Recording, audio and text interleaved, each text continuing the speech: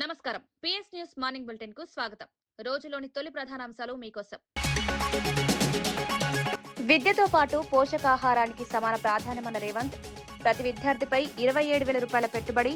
టీచర్లకు టిఫిన్, మధ్యాహ్న భోజనం. ఆకలి లేకుంటేనే విద్యార్థులు బాగా చదువుతారన్న సీఎం.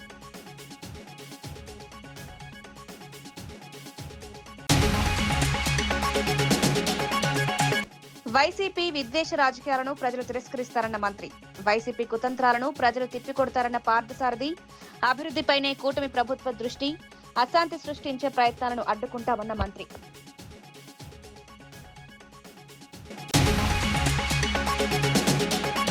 భూభారతి పోర్టల్లో అక్రమాలపై ప్రవీణ్ కుమార్ ఆరోపణలు.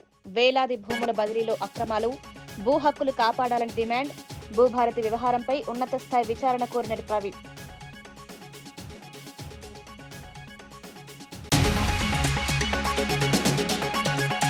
ఆర్టీసీపై క్రెడిట్ తీసుకుంటున్నారని చంద్రబాబు విమర్శలు. ఆర్టీసీ విలీన నిర్ణయం జగన్ ప్రభుత్వమేనన్న గౌతమ్ రెడ్డి. ఆర్టీసీ బలోపేతంపై వైసీపీ ప్రభుత్వానిదే కృషి. ఆర్టీసీ అభివృద్ధి క్రెడిట్ చంద్రబాబు తీసుకుంటున్నారన్న విమర్శ.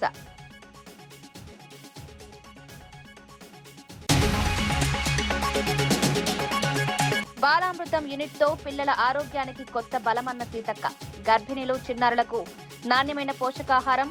అత్యాధునిక బాలామృతం ప్లాంట్ తో పోషకాహారానికి ఊతం. ప్రతి చిన్నారి ఆరోగ్యమే ప్రభుత్వ సంకల్పం. పేద విద్యార్థులకు నాణ్యమైన విద్యతో పాటు పౌష్టికాహారం అందించడం ప్రభుత్వ బాధ్యత అని తెలంగాణ ముఖ్యమంత్రి రేవంత్ రెడ్డి అన్నారు. ప్రతి విద్యార్థిపై ప్రభుత్వం సంవత్సరానికి సుమారు 27,000 వరకు ఖర్చు చేస్తోందని తెలిపారు. దాన్ని తాను ఖర్చుగా కాకుండా భవిష్యత్ తరాలపై పెట్టుబడిగా భావిస్తున్నారని పేర్కొన్నారు. విద్యార్థులకు అందిస్తున్న భోజనం నాణ్యతను ఉపాధ్యాయులు కూడా తెలుసుకోవాలనే ఉద్దేశంతో రాష్ట్రంలోని సుమారు 1,25,000 మంది టీచర్లకు టిఫిన్, మధ్యాహ్న భోజనం అందించే విధంగా చట్టం తీసుకొచ్చామని వెల్లడించారు. ఉపాధ్యాయులు కూడా అదే ఆహారం తీసుకుంటే విద్యార్థులకు అందుతున్న భోజనం నాణ్యతపై స్పష్టమైన అవగాహన ఉంటుందన్నారు. ఆకలితో ఉన్న పిల్లలు చదువుపై పూర్తిగా దృష్టి పెట్టలేరని, అందుకే విద్యతో పాటు పోషకాహారానికి కూడా ప్రభుత్వం ప్రాధాన్యం ఇస్తోందని సీఎం స్పష్టం చేశారు. ప్రభుత్వం ఈరోజు వాళ్ళ మీద కొంత వెచ్చించాలి. ఇది నేను ఖర్చుగా భావిస్తలేను. 27,000 కోట్ల రూపాయలు దాదాపుగా ప్రతి సంవత్సరానికి ఈరోజు విద్యార్థుల మీద, చదువుల మీద నేను ఖర్చు పెడుతున్నా. గతంలో ఎక్కడ ఖర్చు అయిపోయేదో తెలియదు. నేను ఎవరిని విమర్శించదలుచుకోలేదు, కానీ ఈరోజు బాధ్యతాయుతంగా విద్యాశాఖ నా దగ్గరనే పెట్టుకొని నేనే స్వయంగా మన ఆరుట్లకి వెళ్ళి ఆ పాఠశాలలో బ్రేక్ఫాస్ట్ ప్రారంభించి అక్కడ ఎంత మంచిగా వంట చేస్తున్నారో ఏందో అన్ని నేను చూసి వచ్చిన. నిరంతరం కలెక్టర్లను, ఎస్పీలను ప్రభుత్వ పాఠశాలకు వెళ్ళి ఆ స్కూల్లో నాష్ట చేయండి, ఎక్కడైనా నాణ్యత లోపం ఉంటే తక్షణమే చర్యలు తీసుకోండి అని చెప్పిన. మొన్న క్యాబినెట్లో పిల్లలకు మాత్రమే టిఫిన్, లంచ్ పెడితే టీచర్లు తినకపోతే టీచర్లు దాన్ని పట్టించుకోరు. అందుకే 1,25,000 మంది టీచర్లకు మీరు కూడా టిఫిన్, నా లంచ్ అక్కడనే చేయాలని వాళ్ళకు కూడా ఇప్పుడు నిధులు ఇవ్వడమే కాకుండా చట్టం చేసిన. ఎప్పుడైతే సార్ అక్కడ టిఫిన్ తింటాడో, సార్ అక్కడ లంచ్ చేస్తాడో, పిల్లలకు పెట్టే భోజనం ఎట్లుందో సార్కు రుచి తెలుస్తుంది. సార్కు రుచి తెలిసినాక ముఖ్యంగా మహిళా టీచర్లే ఎక్కువ మంది ఉన్నారు. అమ్మ మనసు ఊరుకుంటుందా వంట బాగలేకపోతే? ఏ పిల్లలైనా తల్లులు తమ పిల్లలాగానే చూస్తారు, కానీ వండిన వంట ఉప్పు కారం చక్కగా లేకపోతే ఏ అమ్మ ఊరుకోదు. బళ్ళో ఆమె టీచర్ ఉండొచ్చు, కానీ ఇంటికి పోతే ఆమె కూడా తల్లే కదా. అందుకే ఆ వంటను సరిదిద్ది పిల్లలకు మంచి భోజనం పెట్టేటట్టు, మంచి నాష్ట పెట్టేటట్టు ఉండాలి అని అంటే ముందు టీచర్లను కూడా అక్కడనే తినేటట్టు చేయాలని ఆలోచన చేసి టీచర్లకు ప్రతిరోజు బ్రేక్ఫాస్ట్ అండ్ లంచ్ స్కూళ్ళలోనే ఇవ్వాలని మన మంత్రివర్గంలో నిర్ణయం తీసుకున్నాం. భూభారతి పోర్టల్లో భారీ అక్రమాలు జరిగాయని బీఎస్సీ రాష్ట్ర అధ్యక్షుడు ఆర్ఎస్ ప్రవీణ్ కుమార్ ఆరోపించారు. మంత్రి పొంగులేటి శ్రీనివాసరెడ్డి శాఖ పరిధిలో పోర్టల్లో సుమారు 22,000 అక్రమ లావాదేవీలు జరిగినట్లు తెలిపారు. వేలాది మంది భూ యజమానులకు తెలియకుండా వారి భూములను ఇతరుల పేర్లకు బదిలీ చేశారని ఆరోపించారు. సాఫ్ట్వేర్ లో మార్పులు చేసి అసలు యజమానుల ప్రమేయం లేకుండా రికార్డులను మార్చారని అన్నారు. ఈ వ్యవహారం అత్యంత తీవ్రమైందని, ప్రజల ఆస్తుల భద్రతకే ముప్పుగా మారిందని పేర్కొన్నారు. రాష్ట్రంలో ప్రజల ప్రాణాలతో పాటు ఇప్పుడు వారి భూములకు కూడా రక్షణ లేకుండా పోయిందని కాంగ్రెస్ ప్రభుత్వంపై విమర్శలు గుప్పించారు. ఈ అంశంపై ప్రభుత్వం వెంటనే ఉన్నత స్థాయి విచారణకు ఆదేశించి బాధ్యులపై కఠిన చర్యలు తీసుకోవాలని డిమాండ్ చేశారు. వాళ్లకు తెలియకుండానే వాళ్ళ ప్రమేయం లేకుండానే వేరే వాళ్లకు బదలాయించబడ్డాయి. ఇందులో నిషేధిత భూముల జాబితాలో పెట్టబడిన భూములు కానీ, లేకపోతే అసైన్డ్ భూములు కానీ, లేకపోతే ప్రభుత్వ భూములు కానీ, ఈ భూములన్నీ కూడా పెట్టడం జరిగింది. ఈ భూములన్నిటిని కూడా ఈ భూమి హక్కుదారులు ఎవరైతే ఉన్నారో, అంటే భూమి పట్టాదారులు ఎవరైతే ఉన్నారో వాళ్ళందరికీ సంబంధం లేకుండానే సాఫ్ట్వేర్లోనే మార్పులు జరిపి ఆ భూములన్నిటిని కూడా తమకు ఇష్టమైన వాళ్ళ మీదకి బదలాయించుకున్నారు. ఇది మామూలు విషయం కాదు. ఈ దేశంలో ప్రజలు ప్రభుత్వాలకు ఓట్లేసేది, రాజకీయ పార్టీలకు ఓట్లేసి ప్రభుత్వాల కుర్చీల మీద వాళ్ళని ఎందుకు కూర్చోబెడతారు? వాళ్ళు ప్రజల ధన మాన ప్రాణాలను రక్షిస్తారనే నమ్మకంతో. ప్రజల ప్రాణాలకు ఏ విధంగా రక్షణ లేదు, మానాలకు ఏ విధంగా రక్షణ లేదు ఈ పాలనలో, కాంగ్రెస్ పాలనలో. ఇప్పుడు చివరికి ఉన్న ఏకైక ఆస్తి భూమికి కూడా రక్షణ లేని పరిస్థితి తీసుకొచ్చిండ్రు కాంగ్రెస్ పార్టీ వాళ్ళు. ఇలా నేను తెలంగాణ ప్రజలకు ఓపెన్గా రిక్వెస్ట్ చేస్తున్నా, దయచేసి మీరు భూభారతి పోర్టల్లోకి వెళ్ళండి. భూభారతి పోర్టల్లోకి వెళ్ళి మీ భూమి భద్రంగా ఉందో లేదో దయచేసి ఒకసారి చెక్ చేసుకోండి. మీ భూమిలో ఈసీ అని ఒక మాడ్యూల్ ఉంటుంది, ఎన్కంబరెన్స్ సర్టిఫికెట్ అని ఒక మాడ్యూల్ ఉంటుంది. ఈ ఎన్కంబరెన్స్ సర్టిఫికెట్ అనే మాడ్యూల్ను దయచేసి ప్రెస్ చేయండి. మీకు అందులో ఏ వివరాలు దొరకవు. ప్రజలు తమ భూముల వివరాలను, తమ ట్రాన్సాక్షన్ వివరాలను తెలుసుకోవడానికే పెట్టింది ఆనాడు కేసీఆర్ గారు ఈసీ అని ధరణి పోర్టల్లో పెట్టారు. ఆ భూభారతి, ఇప్పుడు దాన్ని భూభారతిగా మార్చారు 2025లో. ఆ భూభారతి పోర్టల్లో ఇప్పుడు ఈసీ అనే మాడ్యూల్ను మనం ప్రెస్ చేస్తే అందులో మనకు కేవలం ఏమీ కనిపించదు. ఒక పేజ్ వస్తుంది, ఈ పేజ్ పనిచేయడం లేదని వచ్చేస్తుంది. అంటే ప్రజలకు సంబంధించిన లక్షలాది ఎకరాల భూమిని, వాటి వివరాలను వాళ్లకు తెలియకుండా దాచిపెట్టారు ప్రభుత్వం. ఇది అత్యంత దుర్మార్గమైన చర్య. రాజ్యాంగం ప్రకారం భూమి కలిగి ఉండడం కూడా ఒక హక్కు, మానవ హక్కు. సుప్రీంకోర్టు చాలాసార్లు చెప్పింది, ప్రాథమిక హక్కు. ఈ మానవ హక్కును ఈరోజు తెలంగాణలో పొంగులేటి వారు, రేవంత్ రెడ్డి గారు ఇద్దరూ కలిసి ఘోరంగా ప్రజలందరి ముందరనే కాలరాస్తా ఉన్నారు. ఇది వాస్తవం. మంత్రి కొలుసు పార్థసారథి వైఎస్ఆర్సీపీపై తీవ్ర విమర్శలు చేశారు. గంజాయి బ్యాచ్లు, రౌడీ ముఠాలను రెచ్చగొట్టి మళ్లీ అధికారంలోకి రావాలని వైఎస్ఆర్సీపీ ప్రయత్నిస్తోందని ఆరోపించారు.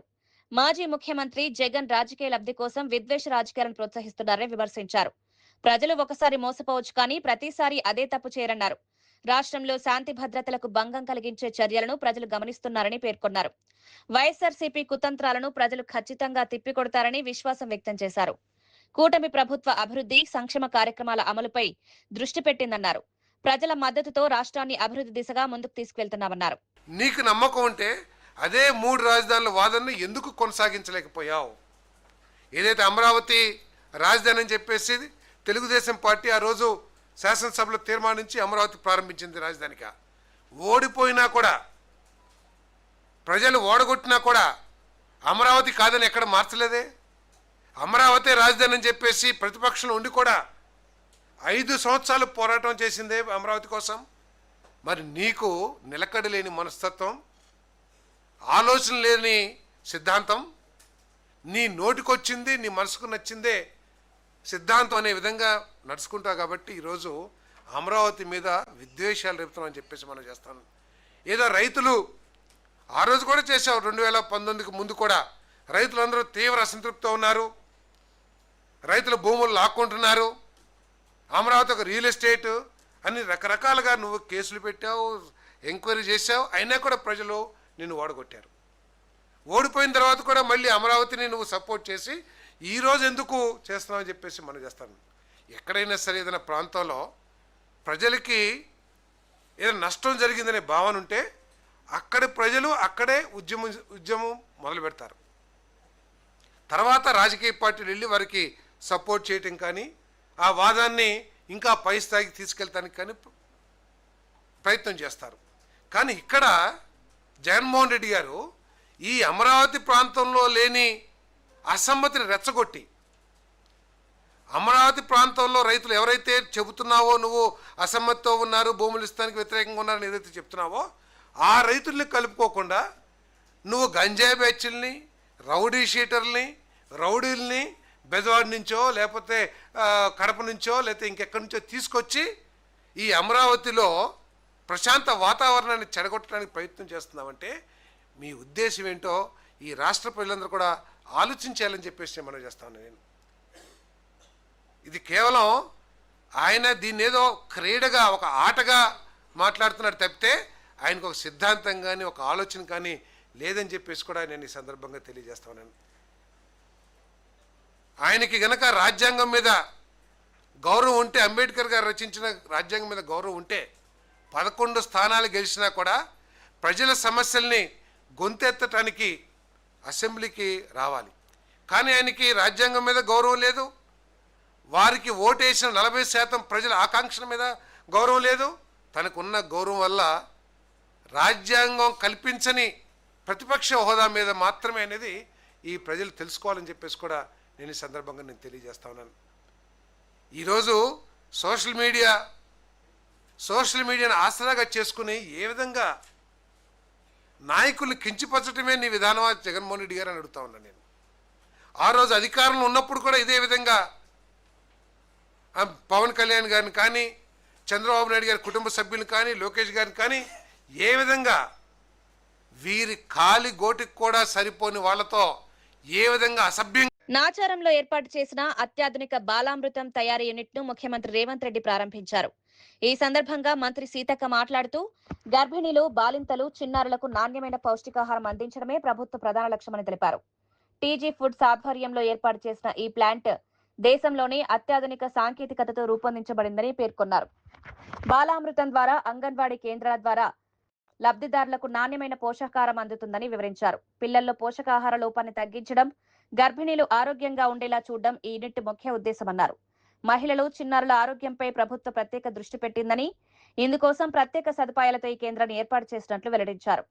పిల్లలకు బాలామృతం ప్లస్ అదే విధంగా ఇప్పుడు మరి స్నాక్ ఫుడ్ కానీ, హాట్ ఫుడ్ కానీ, కిచడీ మిక్సీ కానీ, ఉప్మా కానీ ఇవన్నీ కూడా ఈ మధ్య కాలంలో మన రేవంత్ అన్న గారి యొక్క ఆలోచన మేరకు, ఆదేశం మేరకు తయారు చేసి అత్యంత మంచి పౌష్టికమైనటువంటి ఆహారాన్ని అందించడం జరుగుతూ ఉంది.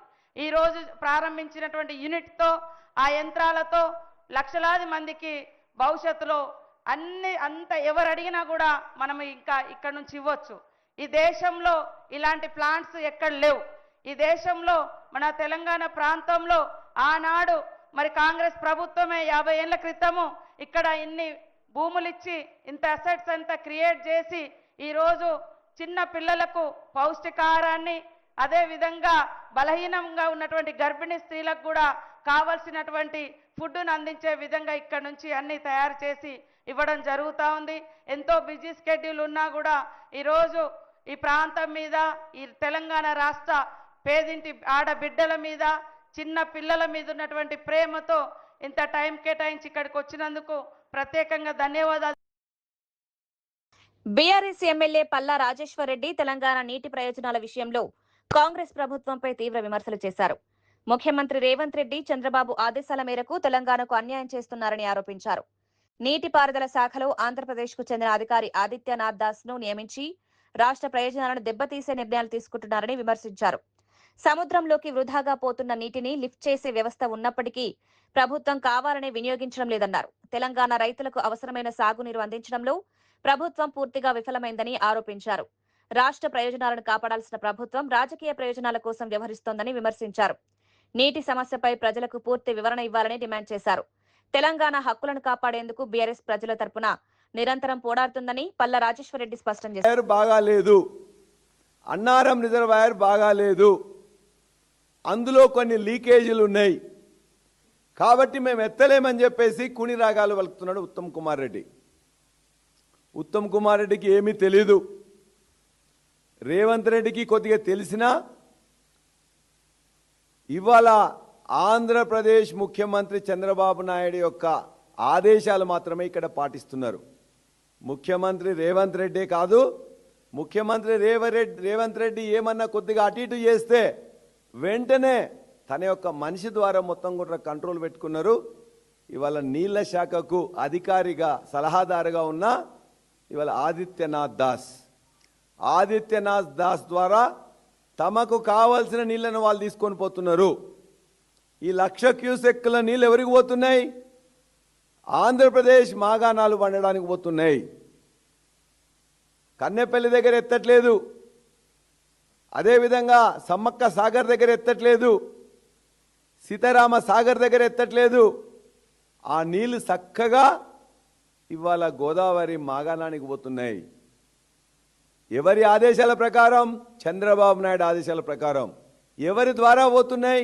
ఆదిత్యనాథ్ దాస్ ద్వారా. మరి ఇక్కడ అధికారులు ఏం చేస్తున్నారు? వాళ్ళ అధికారులకు ఇప్పుడు ఏమీ మాట్లాడే శక్తి లేదు. కాకినాడలో అదృశ్యమైన చిన్నారి జ్ఞానేశ్వరి కేసులో పోలీసులు కీలక ప్రకటన చేశారు. చిన్నారిని ఎవరైనా కిడ్నాప్ చేసుంటే ఆమెను సురక్షితంగా అప్పగించాలని విజ్ఞప్తి చేశారు. చిన్నారి ఆచూకీ తెలిపినా లేదా నేరుగా అప్పగించిన సంబంధిత వ్యక్తులపై ఎలాంటి కేసులు నమోదు చేయబోమని స్పష్టం చేశారు.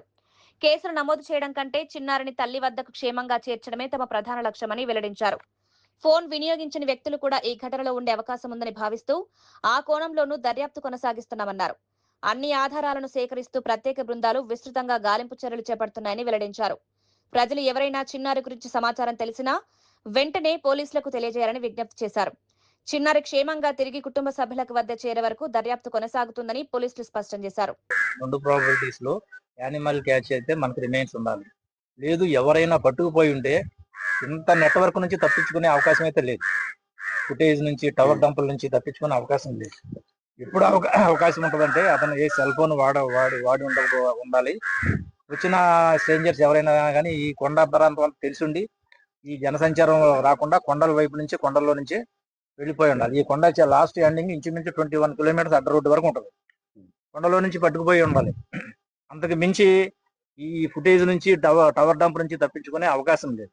ఎప్పుడు అవకాశం ఉందంటే అతను సెల్ ఫోన్ యూజ్ చేసి ఉండకపోవాలి. సెల్ కూడా వాడిని తెలియకుండా ఉండాలి. ఈ టవర్కి ఈ సీసీ ఫుటేజ్కి ఎక్కడ కవర్ అవ్వకుండా ఉండాలి. కాబట్టి మనం అది జరిగిందా ఇది జరిగిందా అన్నది మనకి ఇంతవరకు కంక్లూజన్ రాలేదు. కాబట్టి ఈ 2 యాంగిల్స్ లో ఇంకా మనం మరో వెరిఫికేషన్ జరుగుతూనే ఉంది. పాప ట్రేస్ అయ్యే వరకు జరుగుతుంది. నెల్లూరులో మాజీ మంత్రి కాకాని గోవర్ధన్ రెడ్డి, రూరల్ ఎమ్మెల్యే కోటంరెడ్డి శ్రీధర్ రెడ్డిపై తీవ్ర స్థాయిలో విమర్శలు చేశారు. మీడియాతో మాట్లాడుతూ దేశభక్తి గురించి మాట్లాడుతున్న కోటంరెడ్డి వాస్తవానికి చంద్రబాబుపై తన భక్తిని చాటుకుంటున్నారని వ్యాఖ్యానించారు. నిజాన్ని అబద్ధంగా, అబద్ధాన్ని నిజంగా మార్చడంలో కోటంరెడ్డి సిద్ధాస్తుడని ఆరోపించారు. చంద్రబాబు చెప్పే ప్రతి అబద్ధానికి కోటంరెడ్డి బ్రాండ్ అంబాసిడర్లా వ్యవహరిస్తున్నారని విమర్శించారు. ఇటీవల జరిగిన ఘటనను వైఎస్ఆర్సీపీకి ముడిపెట్టే ప్రయత్నం చేశారని, అయితే ఆ ప్రయత్నం పూర్తిగా విఫలమైందన్నారు. చంద్రబాబు రాసిచ్చిన స్క్రిప్ట్ ను చదివి జిల్లా ప్రజల ముందే కోటంరెడ్డి అభాసు పాలయ్యారని ఎద్దేవా చేశారు. రాజకీయ లబ్ధి కోసం అసత్య ఆరోపణలు చేయడం మానుకోవాలని హితవు పలికారు. ఎంత అసహ్యమైనటువంటి నెల్లూరు జిల్లాకే పొరుగుపోయినాయి. దేశభక్తిని చాటుకుంటున్నాం అనేటువంటి స్థాయిలో నుంచి చంద్రబాబు దగ్గర ఎందుకు చంద్రబాబు నాయుడు అంటే ఒకటే, దాంట్లో మాత్రం చంద్రబాబు నాయుడు సెలక్షన్ ఎక్సలెంట్. ఎవ్వడలేడు ఈ రాష్ట్రంలో. బహుశా నిజాన్ని అబద్ధం చేయడంలో కానీ అబద్ధాన్ని నిజం చేయడంలో కానీ ఎక్కడ ఏం తేడా లేకుండా, ఎక్కడ అతుకనేది కనిపించకుండా గోడ పూసి సిమెంట్ వేసి సున్నం వేసినట్టుగా ఉంటుంది శ్రీధర్ రెడ్డి మాట్లాడితే. అసలు శ్రీధర్ రెడ్డి నోటుకుండా వచ్చి అందుకనే చంద్రబాబు నాయుడు తన అబద్ధాల తర్వాత తన వారసుడు ఎవడన్నా ఉన్నాడంటే తన అబద్ధాలకు శ్రీధర్ రెడ్డి నాకు బ్రాండ్ అంబాసిడర్ వీటికి అబద్ధాలకు అని చెప్పి పాపం శ్రీధర్ రెడ్డిని ప్రయోగించినట్టుగా ఉన్నాడు. ఆయన ఈరోజు తంత్రాలు శ్రీధర్ రెడ్డి భూత వైద్యం కూడా చేయగలడు. దెయ్యం లేనటువంటి దెయ్యం పట్టిస్తాడు, దెయ్యం పట్టించుకున్నాడు వదలకొట్టడం. ఈ భూత వైద్యం కూడా వచ్చు ఆయనకి. మ్యాజిక్ కూడా వచ్చు, కనికొట్టవచ్చు, మ్యూజిక్ వచ్చు, మ్యూజిక్ వచ్చు, భూత వైద్యం వచ్చు, ఈరోజు మంత్రాలు వచ్చు, తంత్రాలు వచ్చు అని చెప్పి బిజలాలు ఉండటం వాళ్ళందరికీ తెలుసు. కాబట్టి ఆయన మంత్రాలు, తంత్రాలు, భూత వైద్యం, కనికట్టు, మ్యూజిక్ అన్నీ ఉపయోగించి ఈరోజు రకరకాలైనటువంటివన్నీ మాట్లాడాడు. కానీ పాపం ఆయన మిస్ అయిన లాజిక్ ఏంటంటే అవన్నీ ఇప్పుడు జరిగేటువంటి సంఘటనలు ఏంది, మేము మాట్లాడింది ఏమి లేకుండా ఆ పాపం ఆ జాయింట్ చేయడంలో మాత్రం చాలా ప్రయత్నం చేసేది. కానీ ఆ జాయింట్ కుదరలా, ఇరిగిపోయింది, ఆ జాయింట్ ఊడిపోయింది, అతుకుబడలా. లేకపోతే మనగాడు కానీ అతుకు పెట్టడంలో ఆ అతుకు పెట్టలేకపోయాడు. పాపం చాలా శ్రమించాడు అతకడానికి. అతికి అతకలేకపోయింది. అది అతకలే, అది విరిగిపోయింది. ఎందుకంటే ఆ ఘటన జరిగింది ఇప్పుడు జరిగేటువంటి ఘటన ఏంది, మేము మాట్లాడింది ఏంది? వీటికి పాపం 4 స్తంభాలలాగా ఒక్కొక్కటిగా వేరుగా కానీ వాటిని తీసుకొచ్చి ముడిపెట్టాలని చూసాడు. కానీ మంత్రి నారాయణ అధ్యక్షతన జరిగిన సిఆర్డీఏ 63వ అథారిటీ సమావేశంలో అమరావతి రైతులకు ఊరటనిచ్చే పలు కీలక నిర్ణయాలు తీసుకున్నారు. ల్యాండ్ పూలింగ్ రైతులకు అందించే వార్షిక యాన్యుటీని 30,000 నుంచి 40,000కు, జరీబు భూములకు ఇచ్చే యాన్యుటీని 50,000 నుంచి 60,000కు పెంచారని నిర్ణయించారు. ఈ పెంపు 2024 జూన్ 12 నుంచి అమల్లోకి వస్తుందన్నారు. రైతులకు మరో 5 ఏళ్ల పాటు యాన్యుటీ పొడిగించాలని నిర్ణయించారు. నెలవారీ అద్దె భృతిని 5,000 నుంచి 10,000కు పెంచారు. వివిధ ప్రాజెక్టులకు భూములిచ్చిన రైతు కుటుంబాలకు 1.5 లక్షల వరకు వ్యవసాయ రుణమాఫీ వర్తింపజేస్తామని వెల్లడించారు. అమరావతి పరిధిలో 25 ఆధునిక టౌన్షిప్ల అభివృద్ధికి ముఖ్యమంత్రి ఆదేశాలు జారీ చేసినట్లు తెలిపారు. ప్రతి టౌన్షిప్ లో అంతర్జాతీయ స్థాయి పాఠశాల, ఆసుపత్రి ఏర్పాటు చేయాలని నిర్ణయించారు. ఆర్ట్ ఆఫ్ లివింగ్, ఇషా ఫౌండేషన్లకు భూములు కేటాయించడంతో పాటు సిఆర్డీఏ అభివృద్ధి కోసం మరింత భూసేకరణ చేపట్టనున్నట్లు మంత్రి వెల్లడించారు. స్పోర్ట్స్ సిటీకి దానికి చేస్తున్నాము. దాంట్లో 307 ఎకరాలు ఉన్నాయి. దానికి యాక్చువల్గా ఎండోమెంట్ వాళ్ళకి డబ్బులు కట్టాలి. ఎండోమెంట్ డిపార్ట్మెంట్ కట్టాలంటే త్రూ కోర్టు యొక్క పర్మిషన్తో కట్టాలి. అది చట్టం. దానికి 159 కోట్లు అవుతుంది. దాన్ని కూడా ఈరోజు అథారిటీ యాక్సెప్ట్, ఎందుకంటే ఆ 159 కోట్ల ఎండోమెంట్ కడితే ఆ ల్యాండ్ సిఆర్డీఏకి అవుతుంది. గతంలో ఎలా చేసాం అదేవిధంగా చేయడం జరుగుతుంది. తర్వాత డిఎఫ్డిబి అనే ఒక దీనికి యాక్చువల్గా ఒక 2 ఎకరాలు ఇవ్వటం జరిగింది. అక్వేరియం అంటే ఫిషరీస్ దానికి ఒక మంచి అక్వేరియం కడతారు. వాళ్ళు ఒక ఆఫీస్ కూడా కడతారు. దానికి ఒక 2 ఎకరాలు యాక్చువల్గా శాంక్షన్ చేయడం జరిగింది. ఆర్ట్ ఆఫ్ లివింగ్ వాళ్ళకి 3.71 ఎకరాలు వాళ్ళకు కూడా శాంక్షన్ చేశాము. మనకు పార్కులో మరొక 3.71 ఎకరాలు వాడుకునేటట్టుగా మొత్తం 7.42 ఎకరాలు. అదేవిధంగా ఇషా ఫౌండేషన్ వాళ్ళు తీసుకుంటే వాళ్ళకు కూడా 3.75 ఎకరాలు ఇచ్చాము. దాంతో పార్కును ఆడుకునేటట్టుగా 3.91 ఎకరాలు వాడుకుంటూ దాన్ని మెయింటెనెన్స్ కూడా వాళ్ళే చేసే విధంగా దాన్ని యాక్సెప్టెన్స్ చేసింది. సిఐ వాళ్ళు ఒక మంచి బిల్డింగ్ కట్టి యాక్టివిటీ ఇక్కడ పెడతామన్నారు. దానికి ఒక 4 ఏకర్స్ ఇవ్వడం జరిగింది. ఈ విధంగా ఈరోజు అంతేకాకుండా ముఖ్యమంత్రి గారు మొత్తం అమరావతి క్యాపిటల్ సిటీ ఏదైతే 217 చదరపు కిలోమీటర్ ఉందో అందులో 25 టౌన్షిప్ చేసాం.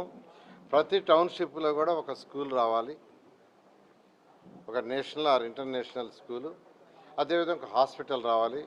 ప్రతి 27 కూడా కనీసం ఒకటి వచ్చేటట్టుగా నేషనల్ ఇంటర్నేషనల్ ఉన్న వాళ్ళని కన్సల్ట్ చేసి వాటిని చేయమని యాక్చువల్గా ఈరోజు ఆదేశించడం జరిగింది. Thank you.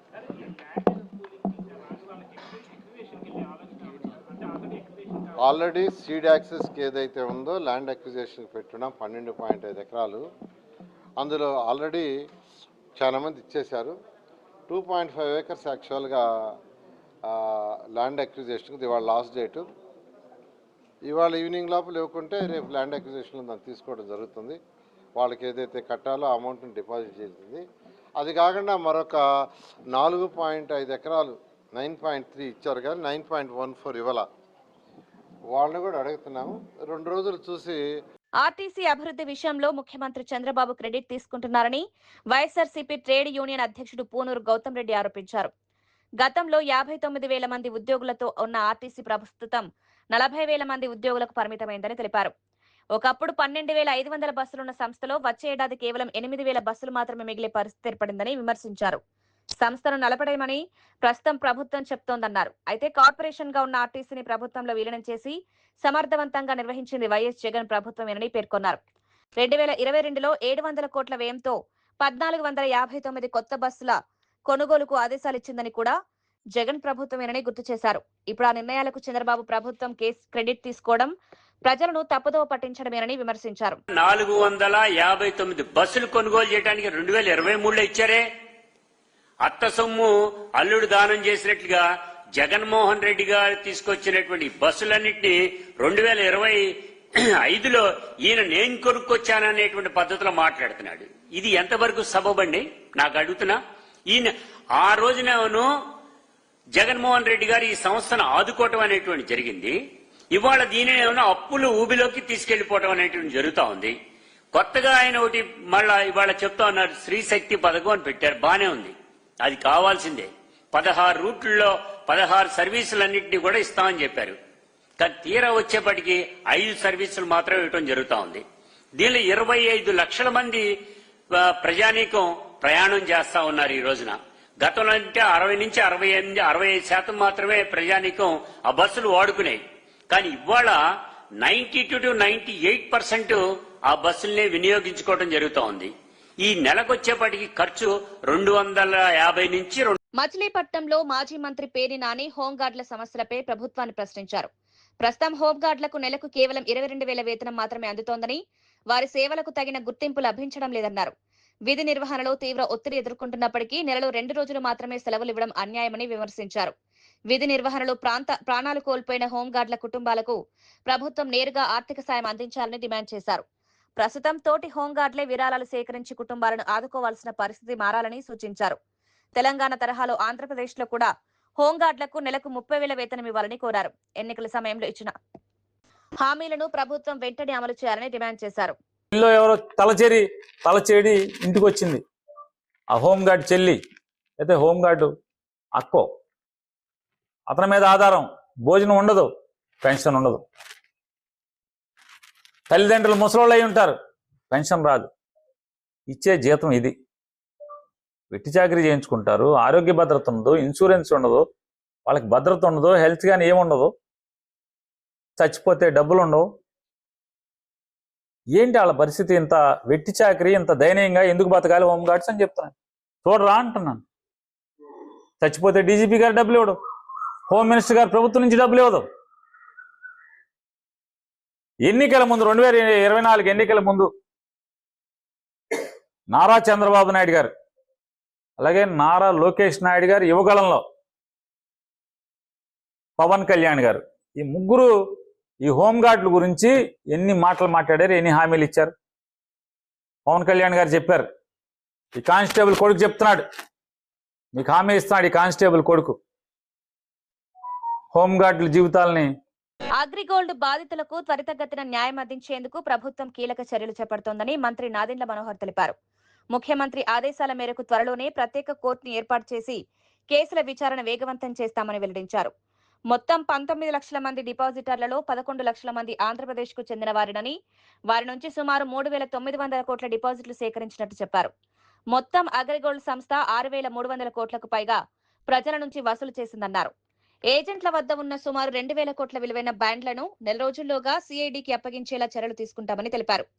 అగ్రిగోల్డ్ ఆస్తులను జియో ట్యాగింగ్ చేసి పారదర్శకంగా వేలం నిర్వహించి వచ్చిన నిధులను బాధితులకు పంపిణీ చేస్తామని హామీ ఇచ్చారు. గత ప్రభుత్వం సమస్యను పూర్తిగా నిర్లక్ష్యం చేసిందని విమర్శించిన మంత్రి, కూటమి ప్రభుత్వం అధికారంలోకి వచ్చిన 6 నెలల్లోనే సమస్య పరిష్కారానికి కార్యాచరణ ప్రారంభించిందన్నారు. ముందుగా ఈ ప్రాపర్టీస్ ని పరిరక్షణ చేస్తూ రాబోయే రోజుల్లో వీటిని ఆక్షన్ చేసి ఈ స్పెషల్ కోర్టు ద్వారా తప్పకుండా వీరికి న్యాయం జరిగేటట్టు ఈ కుటుంబాలకి ఆ వెసులుబాటు కల్పించడానికి, ఒక భరోసా కల్పించడానికి మా కూటమి ప్రభుత్వం ఖచ్చితంగా ఒక 6 నెలల లోపే ఈ పరిష్కారం చేయాలని ఒక నిర్ణయంతో మేము ప్రతి 15 రోజులకు ఒకసారి మా గ్రూప్ ఆఫ్ మినిస్టర్ సమావేశమై అధికార యంత్రాంగాన్ని ముందుకు తీసుకెళ్లే విధంగా ఒక నిర్ణయం ఈరోజు తీసుకోవడం జరిగింది.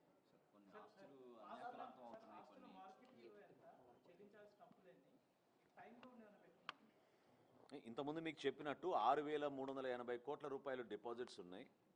అందులో ఇప్పుడు వరకు 882 కోట్ల రూపాయలు గ్రాంట్ ఇన్ ఎయిడ్గా మన రాష్ట్ర ప్రభుత్వం నుంచి ఈ కుటుంబాలకి అందించడం జరిగింది. అంటే ఎవరైతే 10,000 రూపాయలు డిపాజిట్స్ చేశారో ముందుగా ఒక విడతగా వాళ్ళకి ఇచ్చారు, 20,000 డిపాజిట్స్ ఎవరైతే చేశారో రెండో విడతలో వాళ్ళకి అందించడం జరిగింది. సో ఆస్తుల పరిరక్షణ చేయడం అనేది ప్రధానమైన ఒక బాధ్యతగా తీసుకున్నాం. వాటిని ఐడెంటిఫై చేసి, ఎందుకంటే ఫలానా చోట ఆస్తుందని చెప్పారు కానీ సర్వే నంబర్లు కూడా చేయలేదు వీళ్ళు.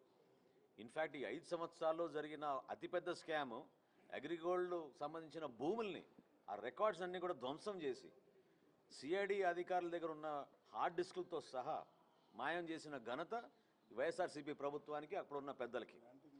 సో ఈ గ్రాంట్ ఇన్ ఎయిడ్లో కూడా ఎప్పుడైతే వీళ్ళు లోతుగా వెళ్ళి చెక్ చేశారో ఆ డిపాజిట్స్కి ఎవరికైతే నిజమైన బెనిఫిషరీస్ ఉండాలో వాళ్ళు కాకుండా ఫిక్టీషియస్ అకౌంట్స్, దొంగ అకౌంట్లు ఏర్పాటు చేసి వాళ్ళు కూడా ఇవ్వడం జరిగింది.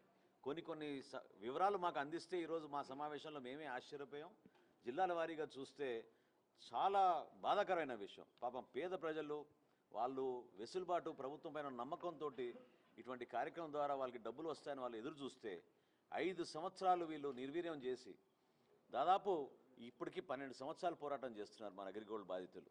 అనేక సందర్భాల్లో ఎక్కడ మీటింగ్ పెట్టినా గౌరవ ముఖ్యమంత్రి గారికి, చంద్రబాబు నాయుడు గారికి, అదేవిధంగా ఉప ముఖ్యమంత్రి పవన్ కళ్యాణ్ గారికి వీళ్ళు అర్జీలు ఇచ్చుకుని వాళ్ళు బాధ మొరబెట్టుకున్నప్పుడు ప్రభుత్వం నుంచి ఈరోజు మాత్రం ఒక స్పష్టమైన ఆలోచనతోటి ప్రతి 15 రోజులకు ఒకసారి మా గ్రూప్ ఆఫ్ మినిస్టర్స్ కలిసి 6 నెలల లోపే దీనికి పూర్తి పరిష్కారం జరిగే విధంగా స్పెషల్ కోర్టు కూడా మనం ఏర్పాటు చేసుకునే దిశగా ముందుకు వెళ్తున్నామని ఈ సందర్భంగా మీకు తెలుసుకోండి.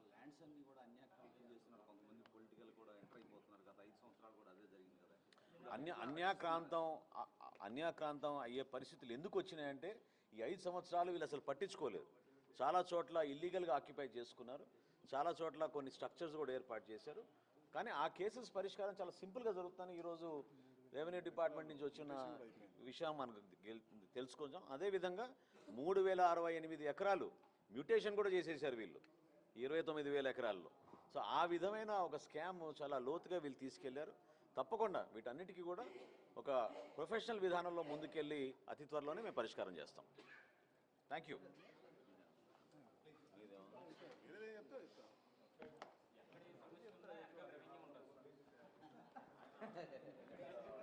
జిల్లాలోని పలు పోలీస్ స్టేషన్లలో నమోదైన ఎన్డీపీఎస్ కేసులకు సంబంధించి 1485.75 కిలోల ఎండు గంజాయి, 5 కిలోల ఆల్ప్రాజోమ్లను కోర్టు అనుమతితో పర్యావరణ నిబంధనలు పాటిస్తూ పూర్తిగా దహనం చేశారు. మత్తు పదార్థాల అక్రమ రవాణా, విక్రయాలు, సాగును అరికట్టేందుకు జిల్లాలో ప్రత్యేక టాస్క్ ఫోర్స్ బృందాలు నిరంతరం తనిఖీలు నిర్వహిస్తున్నాయని ఎస్పీ తెలిపారు. యువతను మత్తు పదార్థాల బారిన పడకుండా కాపాడేందుకు కఠిన చర్యలు కొనసాగుతాయని హెచ్చరించారు. గంజాయి, ఇతర మత్తు పదార్థాల విక్రయం, సరఫరా, సాగులోనే పాల్గొనే వారిపై చట్ట ప్రకారం కఠిన చర్యలు తప్పవని స్పష్టం చేశారు. జిల్లాను మత్తు పదార్థాల రహితంగా మార్చేందుకు పోలీస్ శాఖ నిరంతరం చర్యలు చేపడుతోందని ఎస్పీ పరితోష్ పంకజ్ తెలిపారు. మన రికార్డ్ ప్రకారం 80 కేసెస్ మన మొత్తం తెలంగాణలో 80 కేసెస్ చేశారు. తర్వాత 2024లో అరెస్ట్ అయ్యారు. అరెస్ట్ అయిన తర్వాత వాళ్ళు 14 మంత్ జైలులో ఉన్నారు. 14 మంత్ జైల్లో ఉన్నప్పుడు వాళ్ళకి పరిచయం చాలామంది అఫెండర్స్ కొని జరిగింది. అందులో ఒక అఫెండర్ దశరథ్ ఉన్నారు. దశరథ్ గారికి భార్య శేషాబాయి గారు ఉన్నారు. ఈ ఇద్దరు, ఒక మెంబర్ దశరథ్ గారు కూడా ప్రాపర్టీ అఫెండర్ ఉన్నారు, వాళ్ళ భార్య ప్రాపర్టీ రిసీవర్ ఉన్నారు. సో అందరూ ఒక గ్రూప్ లాగా ఫామ్ చేశారు. 2020 అక్టోబర్ 2025లో జైలు నుంచి రిలీజ్ అయిన అప్పుడు నుంచి ఇప్పుడు వరకు ఇంకా 26 కేసెస్లో, అది HPY నైట్ కేసెస్లో అది అక్యూజ్డ్ ఉన్నారు. ఈ 26 కేసెస్లో 4 కేసెస్ మన సంగారెడ్డి జిల్లాకు ఉన్నాయి. Out of 4 cases 3 are from Gummadidala police station ఉంది అండ్ 1 కేసెస్. విద్యతో పాటు పోషకాహారానికి సమాన ప్రాధాన్యమన్న రేవంత్, ప్రతి విద్యార్థిపై 27,000 రూపాయల పెట్టుబడి, టీచర్లకు టిఫిన్, మధ్యాహ్న భోజనం, ఆకలి లేకుంటేనే విద్యార్థులు బాగా చదువుతారన్న సీఎం.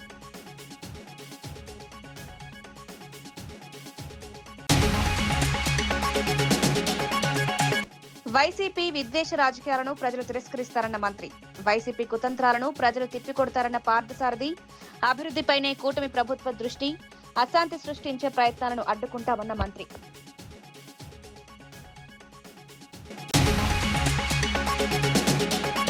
భూభారతి పోర్టల్లో అక్రమాలపై ప్రవీణ్ కుమార్ ఆరోపణలు, వేలాది భూముల బదిలీలో అక్రమాలు, భూ హక్కులు కాపాడాలని డిమాండ్, భూభారతి వ్యవహారంపై ఉన్నత స్థాయి విచారణ కోరిన ప్రవీణ్.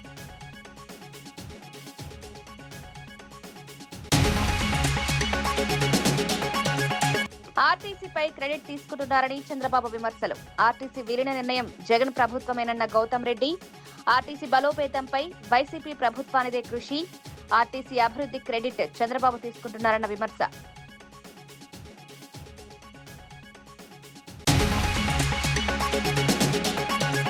బాలామృతం యూనిట్ తో పిల్లల ఆరోగ్యానికి కొత్త బలమన్న సీతక్క, గర్భిణీలు, చిన్నారులకు నాణ్యమైన పోషకాహారం, అత్యాధునిక బాలామృతం ప్లాంట్ తో పోషకాహారానికి ఊతం, ప్రతి చిన్నారి ఆరోగ్యమే ప్రభుత్వ సంకల్పం.